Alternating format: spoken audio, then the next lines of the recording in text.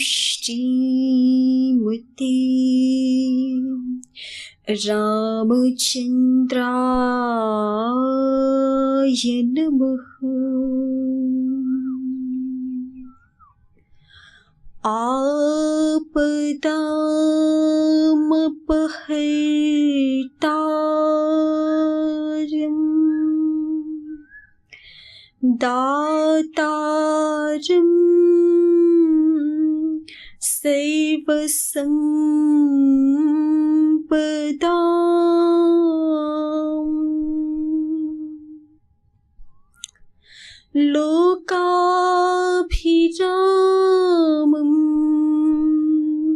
श्रीरामं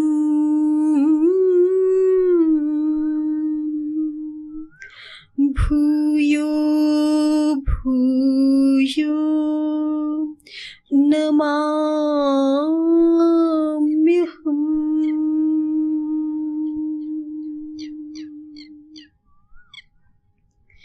लोकाभिरामं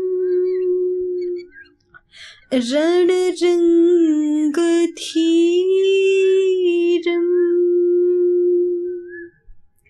राजीवनेत्रं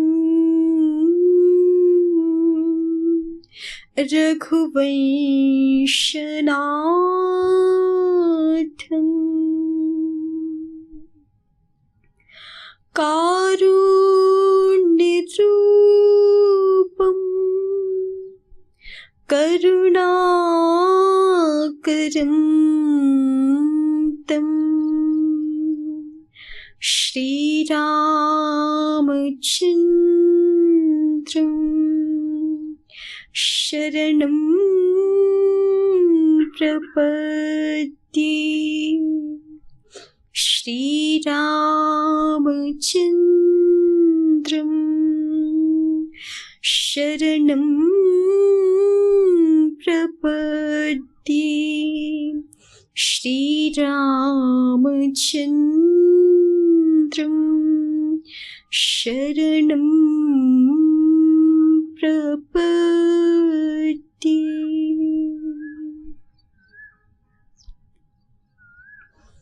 श्री सहित दिनकर बंशभूषण काम बहु छवि सोहई।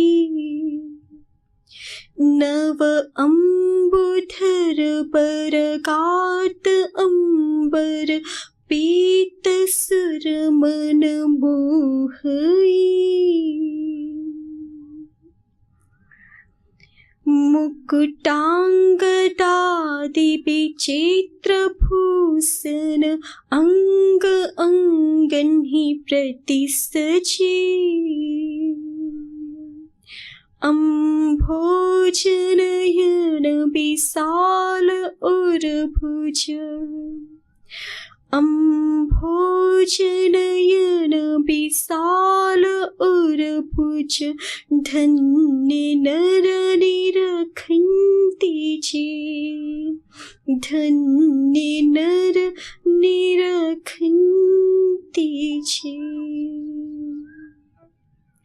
दिव्य स्वरूप दिव्य स्वभाव समस्त दिव्य गुण निधान भगवान श्री राम सदैव हमारे हृदय में प्रकाशित रहे। इस भाव के साथ मानस जी का स्वाध्याय साधु महिमा का, संत महिमा का वर्णन करते हुए समस्त साधु जनों के श्री चरणों का वंदन गोस्वामी तुलसीदास महाराज जी कर रहे हैं।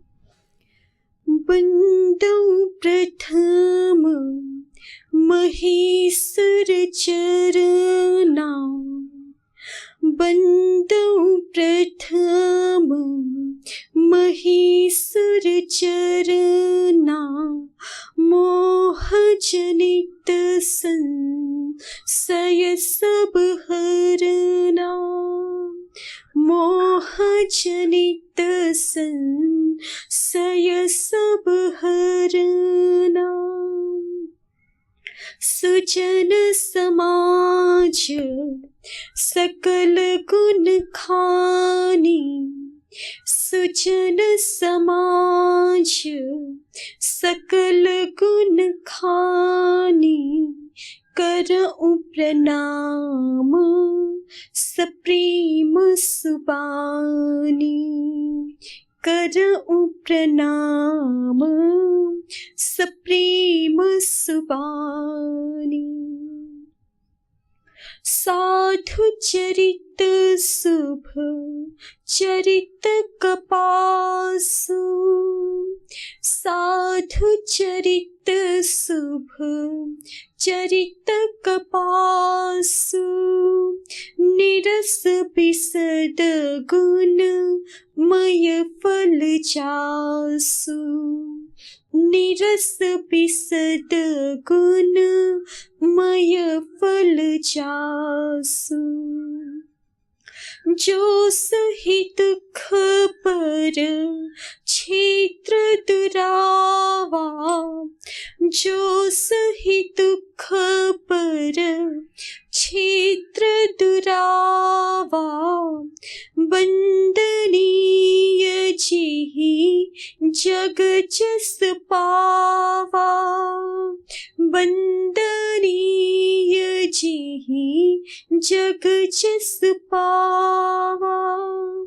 मुद मंगलमय संत समाजु, मुद मंगलमय संत समाजु, जो जग जंगम तीर्थ राजु, जो जग जंगम तीर्थ राजु। राम भगति जहाँ सुरसरी धारा, राम भगति जहाँ सुरसरी धारा, सरसई ब्रह्म विचार प्रचारा, सरसई ब्रह्म विचार प्रचारा। विधि निषेधमय कलिमल हरणी, कर्म कथा रवि नंदिनी बरनी, हरिहर कथा विराजति बीनी, सुनत सकल मुद मंगल दीनी। बटु विश्वास अचल निज धर्मा, तीर्थ राज समाज सुकर्मा। सब ही सुलभ सब दिन सब देसा, सेवत सादर समन कलेसा। अकथ अलौकिक तीर्थ राउ, देहि सत्य फल प्रकट प्रभाव। अकथ अलौकिक तीर्थ राहु, देहि सत्य फल प्रकट प्रभाव। सुनि समुझि जन मुदित मन, मज्जहि अति अनुराग। सुनि समुझहि जन मुदित मन, मज्जहि अति अनुराग। लहहि चारि फल अछत तनु, साधु समाज प्रयाग। लहहि चारि फल अछत तनु, साधु समाज प्रयाग, साधु समाज प्रयाग। सुजन समाज सकल गुण खानी, करऊं प्रणाम सप्रेम सुबानी। तुलसीदास महाराज जी कहते हैं कि सब गुणों की खान संत समाज है, साधु जनों का समाज है। उन सब साधु जनों के समाज को हम प्रेम पूर्वक सुंदर मन से और सुंदर वाणी से प्रणाम करते हैं। यहाँ तुलसीदास महाराज जी हमारे लिए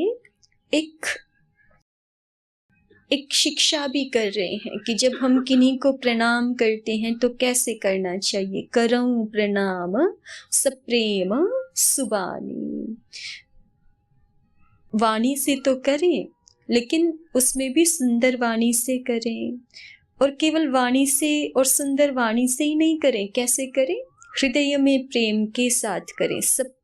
सप्रेम सुबानी, हृदय में भी भाव पूर्णता हो, प्रेम पूर्णता हो, हृदय में हित का भाव हो, और फिर मधुर वाणी का भी प्रयोग हो। करऊं प्रणाम सप्रेम सुबानी, तो इस तरह से जो प्रणाम किया जाता है प्रेम पूर्ण हृदय से और सुंदर वाणी के साथ, वो प्रणाम पूर्ण होता है। और ऐसे ही हमें जो नन्हे बालक होते हैं उनको भी ऐसे ही सिखाना चाहिए। नहीं तो बाहर जो है वो हम प्रायः करके आजकल बाहर का जो शिष्टाचार होता है वो तो सीख लेते हैं, एटिकेट्स तो सीख लेते हैं कि हाँ हमें ऐसे रहना है, मुस्कुराना है बाहर, जैसे कैमरे को देख करके मुस्कुराते हैं, या लोग जो है वो अपनी फोटो लेते हुए, सेल्फी लेते हुए तो मुस्कुराते, बाकी समय हमारा चेहरा कैसा दिख रहा है उस तरफ ध्यान नहीं रहता। या फिर केवल बाहर से तो मुस्कुराते हैं और भीतर से कैसी भी स्थिति हो, है ना। बाहर से तो हम किसी को नमस्ते करते हैं, प्रणाम करते हैं, और हृदय में उसके प्रति कैसा भी भाव हो, तो फिर गोस्वामी तुलसीदास महाराज जी कहते हैं कि ऐसा प्रणाम फिर पूर्ण प्रणाम नहीं हुआ, उसकी पूर्णता नहीं हुई।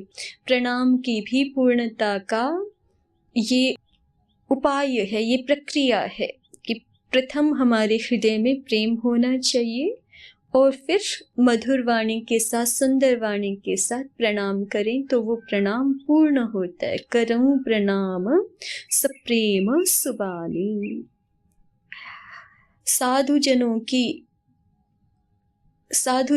क्यों साधु जनों को हम प्रणाम कर रहे हैं? क्योंकि उनका जीवन, उनका चरित्र हमारे लिए प्रकाश स्तंभ के जैसे है, प्रकाश प्रदीप के जैसे है।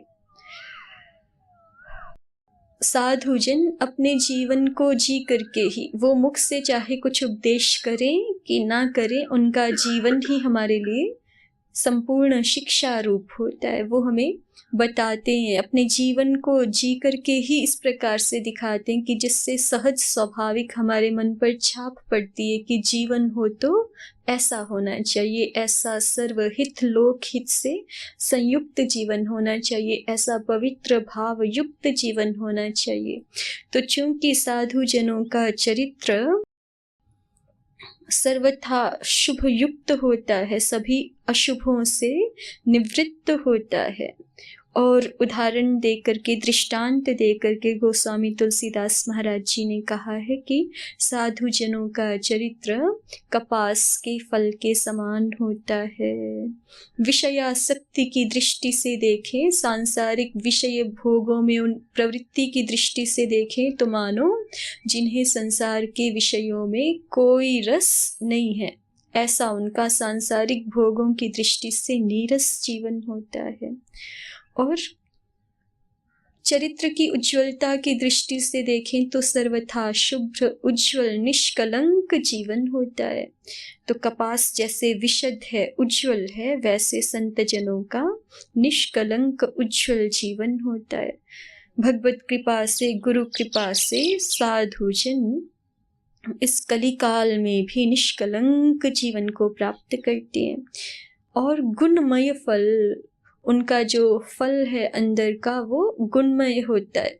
कपास में जैसे रेशे होते हैं, तंतु होते हैं, उसको संस्कृत भाषा में गुण कहते हैं। तो कपास का फल जैसे गुणमय है, वैसे ही साधु जनों का जीवन गुणमय होता है, सद्गुणोपेत होता है, सद्गुणों से संयुक्त होता है। और उनका जीवन, उनको अपने लिए जो करना होता है वो तो उनका पूर्व सिद्ध ही होता है। साधु जनों को जो अपने लिए करना होता है वो तो भगवत कृपा से उनका पूर्व सिद्ध ही हो चुका होता है। तो साधु जनों का जीवन लोक कल्याण के लिए ही होता है। इसलिए जो सही दुख पर छिद्र दुरावा, वो स्वयं कष्ट सह करके भी, स्वयं दुख सह करके भी दूसरों के गोपनीय स्थानों को, दूसरों के छिद्रों को, दोषों को छिपाते हैं, उनको दूर कर देते हैं। अपनी जिनकी सन्निधि मात्र से ही हम सांसारिक राग द्वेष आदियों से मुक्त होते हैं। संत जन स्वयं ही विगतमान होते हैं, समशीतल मन वाले होते हैं, और उनकी सन्निधि में आते ही दूसरों का चित्त भी शांत होता है, दोषों की निवृत्ति होती है। तो ऐसे जिनकी सन्निधि मात्र से हमारे सुख दुख निवृत्त हो जाते हैं, सांसारिक सुख दुख के भाव, हर्ष शोक के भाव निवृत्त हो जाते हैं। जिनके मिले दुख सुख समान, अमानता अधिक गुण भये, जिनके मिलने से अमानता आदि गुण सन्निधि करने वालों में, आश्रय करने वालों में, शरणागति ग्रहण करने वालों में स्वयं ही प्रकट हो जाते हैं। और जिनके सानिध्य से मान आदि, दुख सुख आदि, सम्मान अपमान आदि के भाव निवृत्त हो जाते हैं, ऐसे संत जन होते हैं।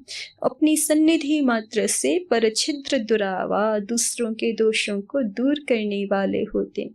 बंदनीय जहीं जग जस पावा, और इसीलिए लोक में उनका कल्याणकारी यश होता है। मुद मंगलमय संत समाजो, ऐसा संत समाज मुद मंगलमय, सदैव स्वयं आनंदमय और कल्याणमय है। क्योंकि जिनका हृदय स्वयं आनंद से परिपूर्ण है प्रतिक्षण, वही इस संसार में आनंद का विस्तार कर सकते हैं। तो साधु जन स्वयं तृप्त, आत्म तृप्त, आत्मकाम निष्काम होते हैं। इसलिए इस संसार में भगवत कृपा का, भगवत आनंद का, हरि नाम का, दिव्य स्वरूप का विस्तार करते हैं, प्रचार करते हैं। मुद मंगलमय संत समाज, इसलिए वो मुदमय है, सदैव प्रसन्नतामय है और मंगलमय है, कल्याणमय है। जो जग जंगम तीर्थ राजू, और अब तुलसीदास महाराज जी यहाँ पर संत समाज की तीर्थराज प्रयाग से एक संप्रधारणा करके दिखा रहे हैं कि जैसे इस पृथ्वी पर अनेक तीर्थ हैं, उनमें से तीर्थराज प्रयाग को कहा जाता है। वहाँ जैसे उस तीर्थ का सेवन करने से, तीर्थराज प्रयाग जी का सेवन करने से, स्नानादिक का सम्यक अनुष्ठान करने से जैसे सर्व पाप निवृत्ति पूर्वक पुण्य की प्राप्ति होती है, उसी प्रकार से तुलसीदास महाराज जी कहते हैं कि ये जो संत समाज है ये चलता फिरता तीर्थराज है। प्रयागराज तो स्थान विशेष में है, प्रयागराज तो हमें उसका सेवन करने के लिए वहां जाने की आवश्यकता होती है, लेकिन तीर्थ जो साधु समाज है वो तो स्वयं ही, साधु समाज अभी तो बहुत कम हो गया, लेकिन अभी से 20, 30, 50 वर्ष पहले भी ये स्थिति बहुत थी कि टोलियां बना करके साधु जन जो है वो चलते थे। अभी भी चलते हैं, लेकिन पूर्वापेक्षा थोड़ी न्यूनता हो गई है उसमें। तो जो जग जंगम तीर्थ राजू, अलग अलग गांवों में पहुंच जाती थी साधु समाज, साधु संतों की टोलियां, है ना, और वहां पर भगवान नाम का प्रचार, भगवत शरणागति की प्राप्ति सबको कराते थे। तो इसी दृष्टि से तुलसीदास महाराज जी कह रहे हैं, मुद मंगलमय संत समाजू जो जग जंगम तीर्थ राजू। संत समाज तो संसार में आनंद और कल्याण का स्रोत है, और इस जगत में चलता फिरता तीर्थराज ही है, प्रयाग ही है। अब प्रयाग जी में तो तीनों, श्री गंगा जी, श्री यमुना जी और श्री सरस्वती जी आकर के मिलती हैं, तीनों का संगम होता है। तो इस संत समाज में श्री गंगा जी कौन है, श्री यमुना जी कौन है और श्री सरस्वती जी कौन है, तो उसको बताते हैं। राम भक्ति जहाँ सुरसरी धारा, इस संत समाज में सुरसरी, सुरसरी कहते हैं देव नदी को। सुर माने देव और सरी माने नदी, सरिता। देव नदी श्री गंगा जी हैं, वहां से ही अवतरित हुई ना मनुष्यों के कल्याण के लिए। तो राम भगति जहाँ सुर सरी धारा, भगवान श्री राम जी की भक्ति ही, संत जन भगवान श्री राम जी का नाम स्मरण करते हैं, उनके दिव्य स्वरूप का ध्यान करते हैं, उनकी भक्ति विशेष करते हैं, उनकी आज्ञा में ही रत रहते हैं। तो इस संत समाज में श्री गंगा जी की धारा कौन है, तो राम भक्ति ही गंगा जी की मानो धारा है। सरसई ब्रह्म विचार प्रचारा, और सरस्वती जी कौन है, तो कहा साधु समाज, साधु जन जहाँ मिलते हैं तो आपस में क्या करते हैं, ब्रह्म का ही विचार करते हैं। भगवान जी कौन है, उनका स्वरूप क्या है, उनकी लीलाएं क्या है, परम तत्व क्या है, हमारा लक्ष्य क्या है, हम कौन हैं, कहाँ पहुँचने, ऐसे आत्म तत्व का, ब्रह्म तत्व का विवेचन करते हैं। तो ये जो ब्रह्म विचार करते हैं साधु जन परस्पर, यही ब्रह्म विचार का प्रचार ही मानो सरस्वती जी की धारा है। सरसई ब्रह्म विचार प्रचारा। और श्री यमुना जी कौन है, तो कहा विधि निषेधमय कलिमल हरणी, करम कथा रवि नंदिनी बरनी। साधु जन जब परस्पर इकट्ठे होते हैं, उनका जब समाज होता है, तो राम भक्ति करते हैं और ब्रह्म विचार करते हैं, और साथ में हम मनुष्यों को किन कर्मों से बचना चाहिए, किस कर्म का क्या फल है और किन कर्मों का अनुष्ठान करना चाहिए, ऐसे निषिद्ध कर्मों का और विहित कर्मों का भी कथन करते हैं, चर्चा करते हैं परस्पर कि अपने को इन दोषों से, इन अपराधों से तो बचना चाहिए, और ये शुभ कर्म है, ये भगवान जी को प्रसन्न करने वाले कर्म है, ये लोक हितकारी कर्म है, ये सेवा कर्म है, इनको करना चाहिए। ऐसा कर्म का भी विचार करते हैं। विहित और निषिद्ध कर्मों की भी कथा चर्चा परस्पर साधुजन करते हैं। तो ये जो कर्म कथा है, यही रवि नंदिनी बरनी, भगवान सूर्य जी की पुत्री श्री यमुना जी की धारा के समान है। विधि निषेधमय, विधि माने ये करो, ये करने योग्य है, और निषेध अर्थात ये नहीं करना। ऐसी जो कर्म कथा है, कर्मों की कथा है, और ये जो कर्मों की कथा है, ये क्या है, कलिमल हरणी। यदि हम कर्म कथा को ठीक से जाने समझें, उसका विचार करें, और ये कर्म कथा का ज्ञान हमारे मन में प्रतिष्ठित हो जाए, तो कलिमल हरणी, कलियुग के सब पापों को हरने वाली ये कर्म कथा है। कौन है, रवि नंदिनी बरनी, यही मानो इस प्रयाग तीर्थ में सूर्य तनया यमुना जी हैं। तीनों धाराएं हो गई ना। संत समाज जंगम तीर्थराज है, चलता फिरता तीर्थराज प्रयाग है, और उसमें राम भक्ति ही गंगा जी की धारा है, ब्रह्म विचार का प्रचार ही सरस्वती जी की धारा है, और विधि निषेध रूप कर्म कथा ही जो कि कलियुग के समस्त पापों को हरने वाली है, यही सूर्य तनया, सूर्य पुत्री श्री यमुना जी की धारा है। अब ये तीनों मिलकर के एक त्रिवेणी बन जाते हैं। तो वो त्रिवेणी क्या है यहाँ पर, उसको कहते हैं हरिहर कथा विराजति बेणी। साधु समाज परस्पर जहाँ भी एकत्रित होते हैं तो वहाँ पे हरि की कथा करते हैं और हर की कथा करते हैं, श्री हरि भगवान की और श्री हर भगवान की, श्री विष्णु भगवान की और श्री शंकर भगवान की कथा करते हैं। तो ये जो भगवान विष्णु जी की और शंकर जी की कथाएं हैं, यही विराजती बेनी, यही त्रिवेणी रूप से इस साधु समाज रूप तीर्थराज में सुशोभित है। कैसी है ये त्रिवेणी? सुनत सकल मुद मंगल देनी। हम तीर्थराज प्रयाग में जाएंगे तो त्रिवेणी में हमें उतर के स्नान करना होता है, तब जो है वो पाप क्षयकारी होती है त्रिवेणी और पुण्य प्रदा होती है। किंतु ये जो साधु समाज रूप तीर्थराज प्रयाग में हरिहर कथा रूप त्रिवेणी है, ये तो सुनत सकल मुद मंगल देनी। तुलसीदास महाराज जी कहते हैं ये सुनने मात्र से ही सकल मुद मंगल देनी, सुनने मात्र से ही सब आनंद और कल्याणों को देने वाली है।